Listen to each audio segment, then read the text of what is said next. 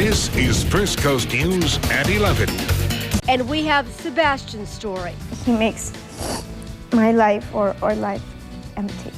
Out of death comes new life for other children on the First Coast. The exclusive story after the break. He was just 3 years old when he went to the hospital for a routine test, but he never left the doctor's office alive. Well, now his parents are speaking out about it for the very first time, and they spoke exclusively with our own Joy Purdy. And Joy, this family wants something good to come out of this just terrible tragedy and hospital mistake. Yes, and you know, it's just been a few months since this happened, so you can imagine how difficult it is for the Ferreros to even talk about what happened to their son. They are now dedicated to creating a hospital just for children, and they invited me into their home to tell me all about Sebastian's story.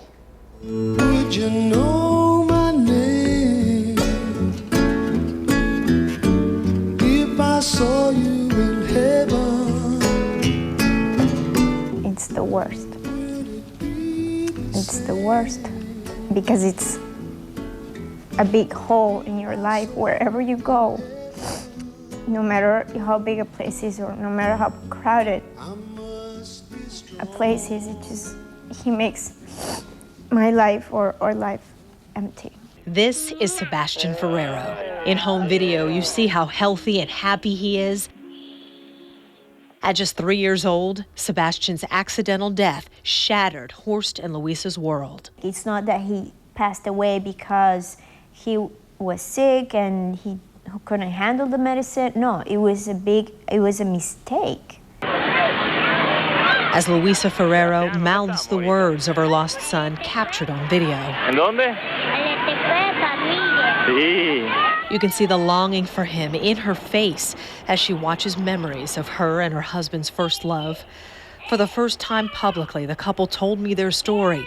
From the time they realized Sebastian was short for his age, they took him to doctors at Shands Hospital here in Gainesville. In October, doctors ordered a routine growth hormone test, prescribing Sebastian less than 6 grams of the amino acid arginine.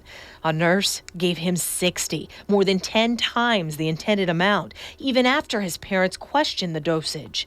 When the Ferreros called for the doctor, they say she only checked Sebastian's medical chart. If the doctor would have seen him and the way his eyes were rolling up, she would have definitely had an idea that something was actually wrong. Sebastian was having headaches, but was eventually sent home. We would keep asking the nurse and if it was normal, and she kept telling us that it was. Later that night, Horst and Luisa rushed their baby boy to the emergency room. Within hours, Sebastian was brain dead, and hospital officials quickly admitted their mistake, calling it an accidental overdose.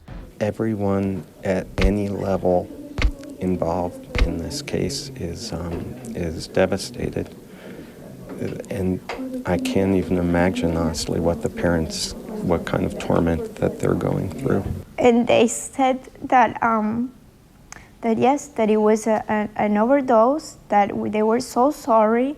We were like, okay, why couldn't you know this before? Hospital officials found several mistakes and miscommunications, from the bottles poorly labeled by the pharmacy to the failed system of checks and balances. Amazingly, the Ferreros have found strength and focus by creating a foundation to build a specialized medical center. The Sebastian Ferrero Foundation wants to see a freestanding, state-of-the-art hospital built right here in Gainesville, which would, unlike Shands, be solely dedicated to children, something many in this area have wanted for a long time. Hey, Carrie, how are you? Hi, fine. Hey. Hi, guys. And you can't treat them like little adults, and the culture is very different. After hearing what happened to Sebastian, pediatrician Marcy Slayton joined the Sebastian Ferrero Foundation, convinced other children's lives can be saved. Medical errors can occur anywhere. I believe that the likelihood of Sebastian Ferrero dying of a medical overdose would have been less had he been cared for in a children's hospital. He loved to live. He loved his life. He was always so happy that, it's not fair for a mistake. They took that away from him. Now, the Ferreros hope Sebastian's story will increase interest in their new mission. And, you know, with a great resource like Wolfson Children's Hospital here, you know, folks, there are people in this area who can at least give advice to the Ferreros, point them in the right direction so that their dream can become a reality. Yeah, you bet. Yeah, That's Joy, so tough. Thanks. Yep. Very brave people And thanks to to share them. that Yes, story. absolutely. Thanks very much. And we have made it easy for you to find out more information about the Sebastian Ferrero Foundation. All you have to do is log on to firstcoastnews.com and click on the video spotlight.